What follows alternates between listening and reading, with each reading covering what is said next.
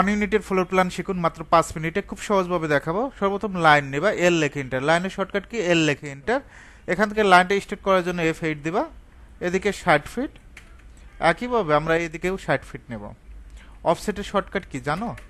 ও লেখে এন্টার, 5 লেখে enter, partition অলটা 5 ইঞ্চি। ওকে, প্রথম বেডরুমের আকারটা 12 ফিট, কত ফিট? 12 ফিট। এক সিরিয়ালে কাজ করবা, অফসেট 5 ইঞ্চি। পরের বেডরুমের আকারটা 12 ফিট, অফসেট 5 ইঞ্চি।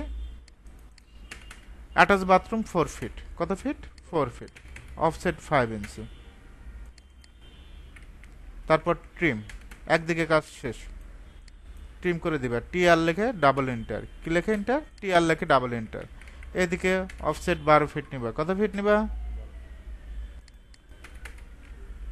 এদিকে 5 ইঞ্চি। পরেরটা কত ফিট? 11 ফিট। অফসেট, অফসেট ছাড়া কোনো কাজ করছে? অফসেট 5 ইঞ্চি। পরেরটা 7 ফিট 2 ইঞ্চি, নাকি? এক সিরিয়ালে কাজ করলে খুব সহজ। এক কথা আমরা বলতে পারি যে অফসেটের মাধ্যমে বেশিরভাগ কাজটা হয়ে থাকে অটোক্যাডে। তারপর ট্রিম। ওকে, এখন আমরা রেফারেন্স লাইন নিব, এল লেখে এন্টার, এই পয়েন্ট থেকে এই পয়েন্ট। ওকে, লাইন দিয়ে এখানে একটা ক্লিক করবো, এখানে একটা ক্লিক করবো, পারবে না? অফসেট 6 ফিট, কত ফিট? 6 ফিট। অফসেট 5 ইঞ্চি।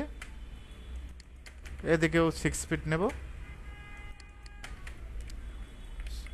এদিকে 9 ফিট দেবো, বারান্দা তো 9 ফিট, একটু বেশি দিতে হবে, ঠিক আছে? অফসেট 5 ইঞ্চি। তারপর টিম করে দিব, টিআর লেখে ডাবল এন্টার।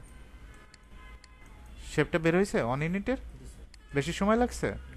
ওকে, লাইন নেবা, এই পয়েন্ট থেকে এই পয়েন্ট, অফসেট 7 ফিট, কত ফিট? 7 ফিট। অফসেট 5 ইঞ্চি। পরেরটা 4 ফিট 7 ইঞ্চি।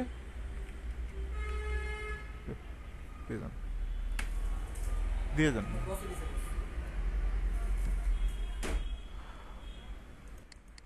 অফসেট 5 ইঞ্চি।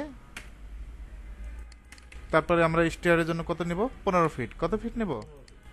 অফসেট 5 ইঞ্চি। তারপর আমরা ট্রিম করে দেব, বাইরের অংশ তো আমাদের প্রয়োজন নাই, নাকি? সুন্দরভাবে ট্রিম করে দিব।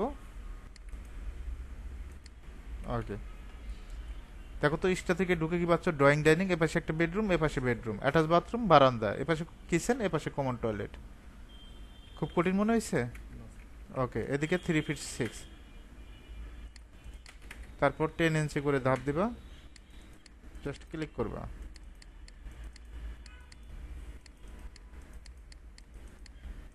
ওকে, লাইন নেবা, রেলিং স্পেস কত? রেলিং স্পেস হয় কত ইঞ্চি? 6 ইঞ্চি।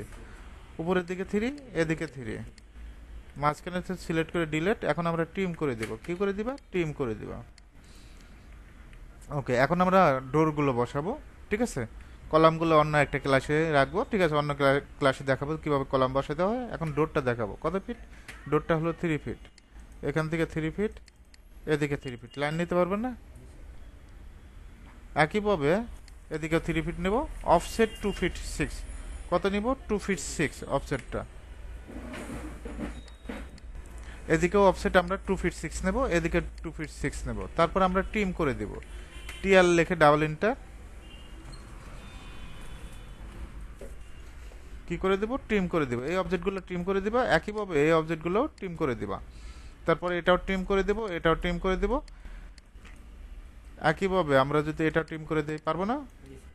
ওকে, আর মেইন ডোরটা আমরা কত রাখবো? 3 ফিট 6, কত রাখবো? 3 ফিট 6। এখান থেকে এন্ট্রি ডোরটা, তারপর আমরা ট্রিম করে দেব। তারপর আমরা এই অবজেক্টটা ট্রিম করে দেব।